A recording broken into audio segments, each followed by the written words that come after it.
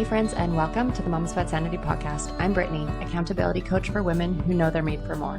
This is a space where ambition meets real life, where we talk fitness, family, personal growth, leadership, and all the what the hell is happening right now moments in between. Around here, we don't chase perfection. We build momentum. We push comfort zones, ask better questions, and take real action on the goals that matter most. Each week, you'll hear honest conversations, powerful guests, and grounded reminders that you don't have to choose between showing up for your life and going after your potential. So whether you're walking, sweating, driving, or hiding in your car for 5 quiet minutes, you're in the right place. This is your permission to stop playing small in your own life. Let's get into it. Okay, I think we're live, Katherine. I am super excited for today's conversation and for my guest, Katherine. We met in a breakout room in a group that we are a part of, and just again reiterating to put yourself out there doing new things because you never know who you're going to connect with. And we both happened to be within British Columbia. So I'm like, we need to talk because I feel like a lot of our worlds overlap and intertwine. And so welcome to today's conversation. Thanks so much for being here, Katherine. Thanks, Brittany. I'm really excited to be here and be sharing with you today. Thank you. So let's dive into who you are. I'm going to allow yourself to introduce yourself, but former therapist turned trauma-informed parenting coach. I'm here for all the learning on this conversation. So let us know a little bit about you.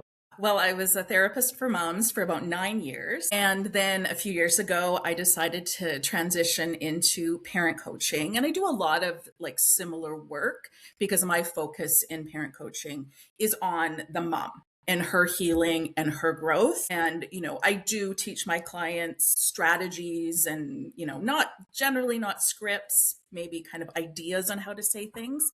But I find the most effective way is to start with the mom and what she brings to the family. Yeah, amazing. I feel like, yes, we all need better tools as the moms too, because, I feel like no matter if you feel you're ready for parenthood or not, right? Like you're never truly ready. You never really know what it's bringing and what you're walking through.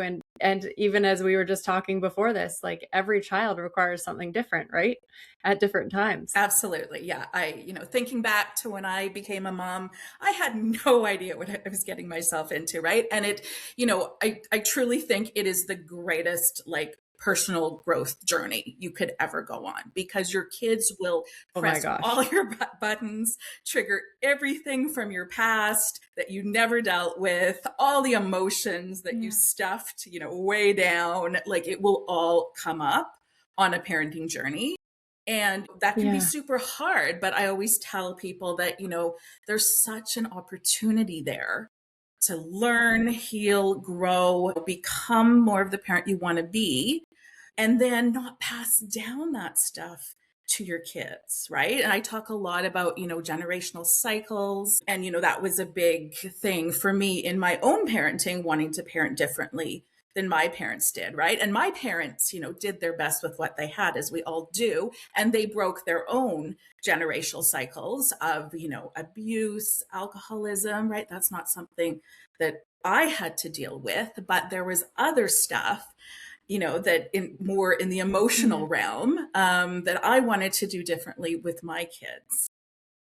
It's been such a journey for me. And that's, how I got kind of started on this because I wanted to learn, I wanted to heal and grow. And I've done that work.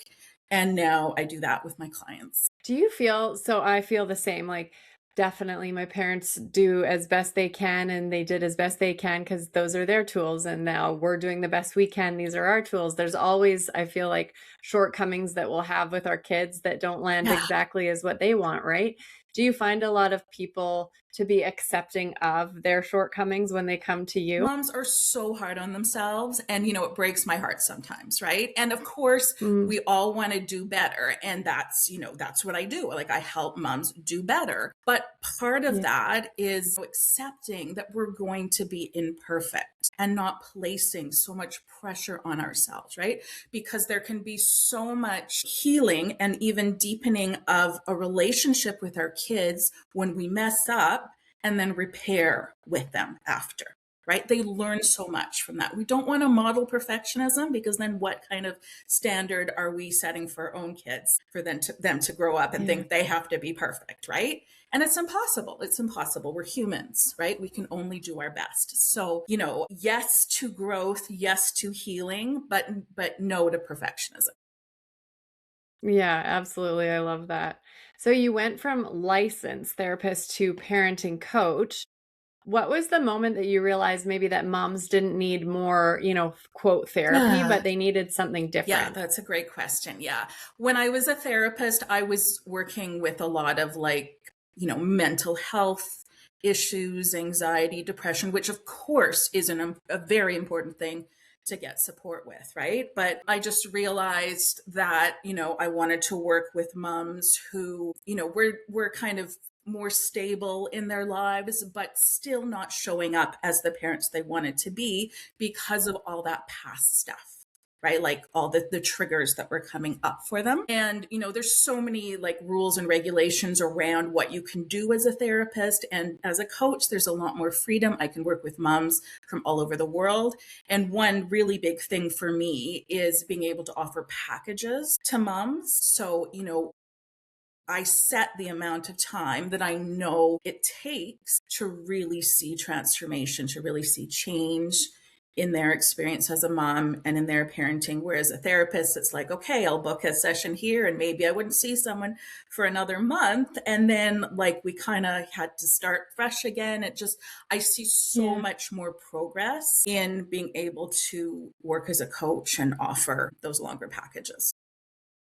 Yeah, absolutely. Being able to, yeah, be the full support. I feel Uh, like it is so hard, when you like I love my therapist also, but when I leave there, if I forget to book, I forget to book for yeah, months, and it's not just a consistent part of my routine and yeah, healing. yeah, yeah. When moms work with Yeah. me, they're committing to themselves for a set period of time, right? Usually minimum 6 weeks, often 3 months. And, I just really see the change night and day over that period of time. And it's, weekly sessions, plus I offer text and voice support through Voxer, which is something therapists don't generally offer. So they can get in touch with me between sessions and get that extra support.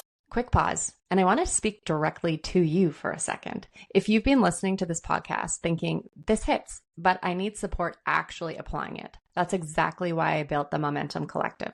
It's a coaching space for women who don't want more information. They want clarity, accountability, and real forward movement. Inside, we focus on building momentum in your health, your mindset, your goals, and your life without burning yourself out. If you're ready to stop circling the same goals and start taking consistent action, the Momentum Collective might be exactly what you've been looking for. You can find all the details in the show notes. Okay, back to the episode. So, what does trauma informed actually mean in plain language? A lot of people I know hear this and then they're like, well, what is trauma informed? Yeah, it's just being aware of our, reactions, how we behave, how we are, that it's not about like personality, it's about what has Mm-hmm. happened to us in the past. Right. And, I Okay. see stuff Yeah. on social media sometimes, like people are just using their trauma as an excuse to not take accountability. And I really, really believe it's the opposite. The vast majority of people, most people are just becoming more and more aware of their childhood, how it's impacted their Yeah. present experience. And, it gives them the awareness that this is what happened to me and this is what I can now work to shift. So why do so many of us swear that we'll never, parent like our parents or whatever, and then catch ourselves doing the exact same thing? Yep, those neural pathways, they run so deep. I've been there. Yeah, it's so hard, Yeah. right? We can make that decision in our minds, but it really is so much more about the body. And I do a lot of nervous Mm, system work, somatic work, getting to the places where the traumas, the emotional woundings, the emotions are just stuck in the body, right? And shifting. yeah. So many of us are running around in like a state of fight or flight. or a state of freeze, right? And it's that nervous system state that actually governs what we think, what we feel, how we behave, what we say, all of it. Like it really is rooted in the nervous system. So when we work on that level, then we can change things. And it's not a matter of just like making the decision. It's not a matter of willpower. It really is like working with the body and shifting things on that level. So if we're talking about like, okay, I feel like I'm going to yell in 3 seconds, what's actually happening within my nervous system so that I can start to recognize that? So you're triggered into a state of fight or flight. Your prefrontal cortex, which is, the front part of your brain that governs, rational, logical thinking, is basically shut down in that moment, right? So you physiologically can't make the best decision. You're in your emotional brain, and it's a very it's the word, basic response, Like dysregulated. right? It's not coming from the higher brain. Okay. Yeah. I mean, it makes sense, right? When you are in that fight or flight, your system is so dysregulated that you're not thinking, and that it's not necessarily that your child or your actions are bad. It's just that you're not in your body in that experience. You're not in your body, right? You're usually outside of your body, dissociated, not thinking, like really not in control. You're not in control. Yeah. Yeah. So you've said that women don't need more parenting books or, scripts. So why do you think some of those things are failing us? Because our children pick up on the state of our nervous system more than any words we say. They're smart, they're intuitive, they are highly attuned to our nervous system, especially when we're talking about young children, like roughly age 7 and under. Their nervous systems are more or less one and the same as ours. So if you're in a state of fight or flight and you're trying to recite this parenting script you saw on Instagram, they're not going to be hearing your words. They're going to be feeling your fight or flight. So it just doesn't work, right? We have to start with, it makes sense, but we have to start with like who we are, where we're coming from, what state we're in. And then the words will often just flow, right? Like sometimes it's helpful to get a sense. Like I often share with my clients, in this situation, you could say something along these lines, but I'm not giving you a script here, right? Because it really has to, be your own words. But when you're in a ventral nervous system state, which is where you're naturally calm, patient, connected, attuned to your kids in that state, it's so much easier to just know what to say in that moment, right? Even if the words aren't perfect, it's not so much about the words. It's more about like the energy that you're bringing to the interaction with your kids. Yeah, that's so fascinating, because then the more that you're actually in tune with yourself and your energy, the more you're able to understand others, right? And like whose feels good and whose doesn't, including your kids. Yeah, exactly. It's so much about that connection, not about saying the perfect words at the perfect time. Yeah, right. It doesn't need to look a certain way all the time. Yeah.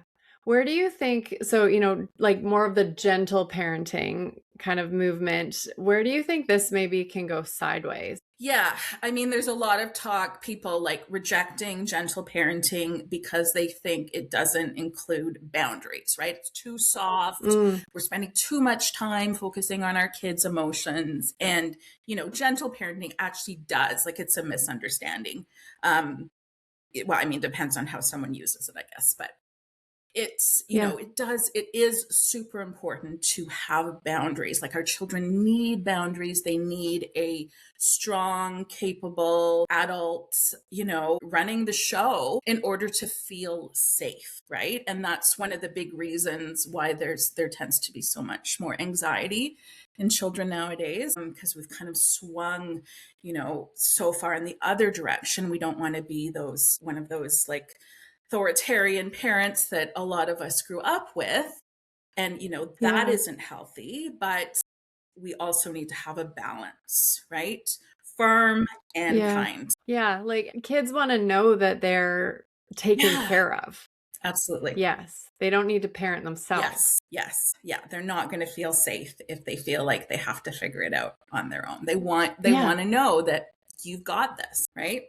Yeah. And they need space to feel their emotions and express themselves and be their authentic self. Like all of that is important. So here, being the Mom Sweat Sanity podcast, we talk a lot about sweat as a regulation tool. So how do you see movement fits into the nervous system work that you do Yeah, super important, or help right? You're do? not going to be Yeah. regulated if you're not moving your body, which is a tricky one often, like especially if you have young children. My daily walks are my sanity. So that's what I do. And I do some strength training as well. I'm trying to get more into that though. But like I love my walks, being outside in the fresh air, moving my body. It's Yeah. super important. So yeah, movement is definitely a big part of it. Yeah. If a mom only has like let's say 5 minutes, hopefully, and it's not sitting on the toilet with little fingers under the door, but for herself, what's the highest leverage thing that you think she could do to start breaking that cycle? The nervous cycle, the stressed cycle, Yeah, that's a really good question. I mean, I think there's a lot of things she could do, but most importantly, getting into her body in some way, right? There's so many different little regulation tools you can do. Do you want me to teach you one right now?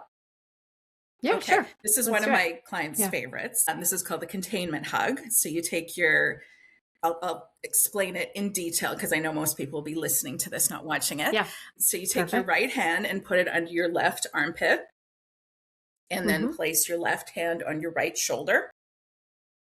And then closing your eyes and just feeling into your body here.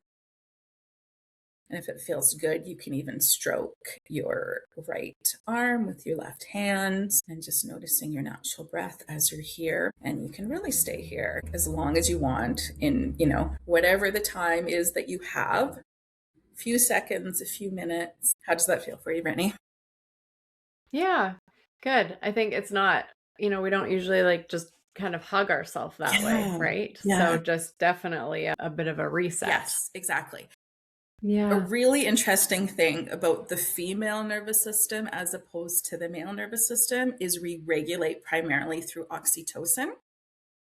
Mm. So any kind of like touching of ourselves, stroking really releases oxytocin. Men tend to regulate more through dopamine. So if you're like Fascinating. me and on screens and social media a lot of the time, you're going to be getting a lot of dopamine, which can deplete oxytocin. So it's really good to just do a quick tool like that. I also like to shake it out. That's something I do regularly. Just put on a song, upbeat Yeah. song, and just like shake my whole body. And I find that really regulating.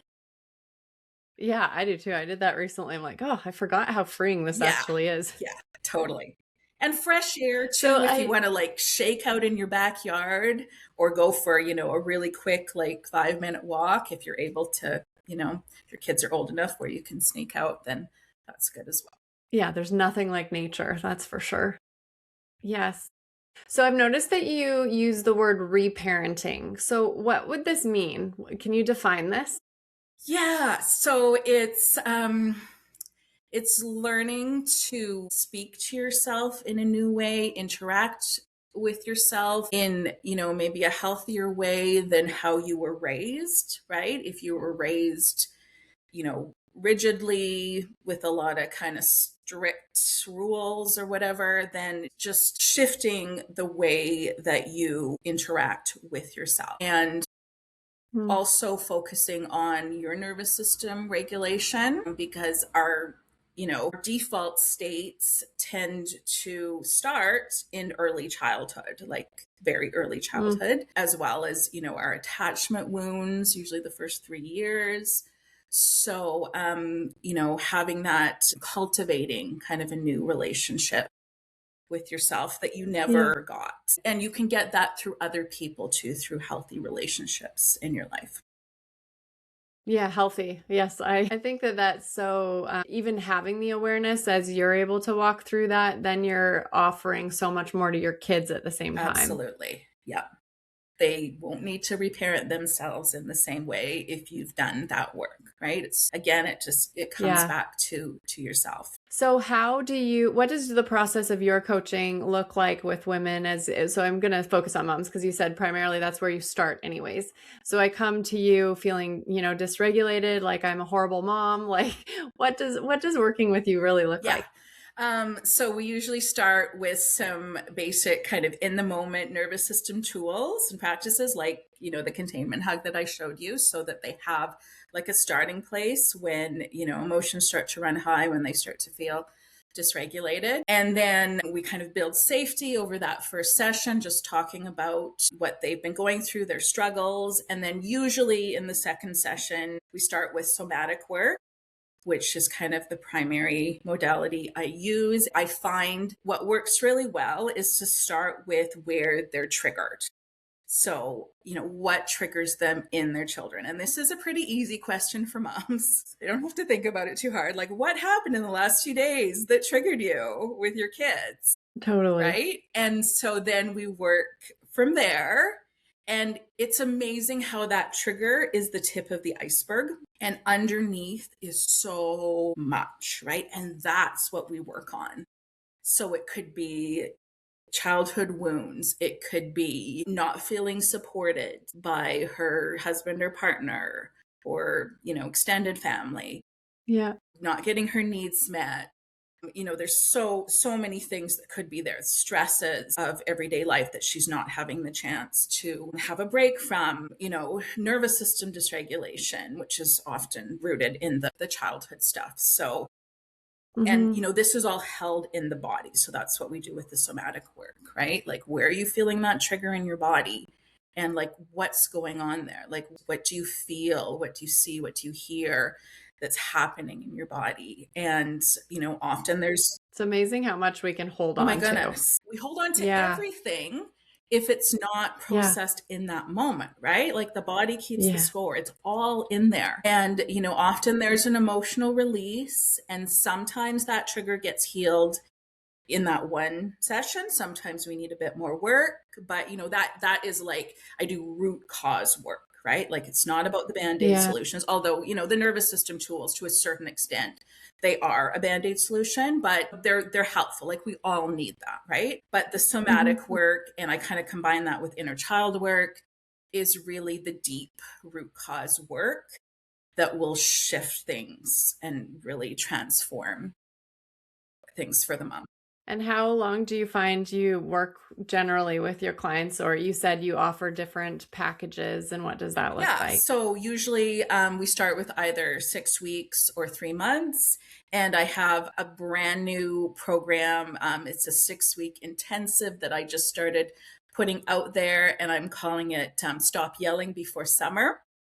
Because that's the majority of moms, not all, when they're home all the time. But a lot of moms who come to me for help are like, I yell, I'm like out of control. And that it hits such a deep place because they're afraid that's going to mess up their kids, right? So they, when they realize how much of an issue that is, they really want to get help with that. So anyway, 6-week program, Stop Yelling Before Summer. We've got, roughly 6 weeks or so. So I'm offering that for the month of May. Amazing. Yeah. Oh, that's fun. I like that. And yeah, I agree. I think that the first, probably yelling is such a common thing because it's the first way of just like outburst of emotion, right? And the thing that you always have your voice on you. Yeah.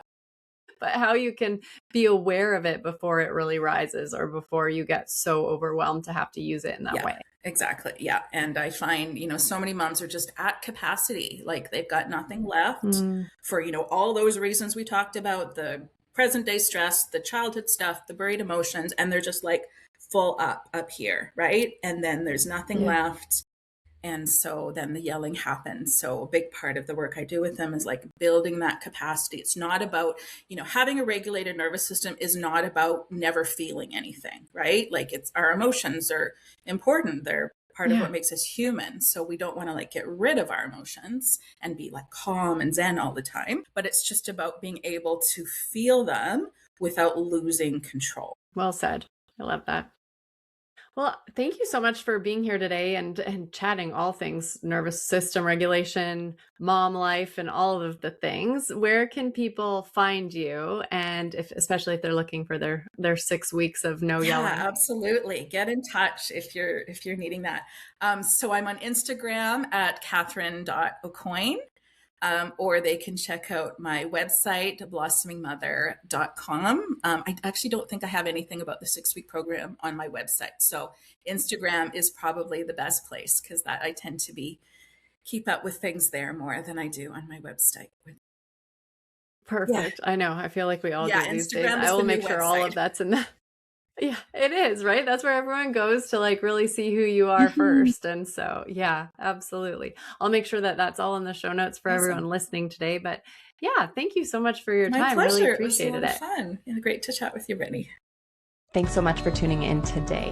If today's conversation resonated, then ask yourself what one small action you can take from it.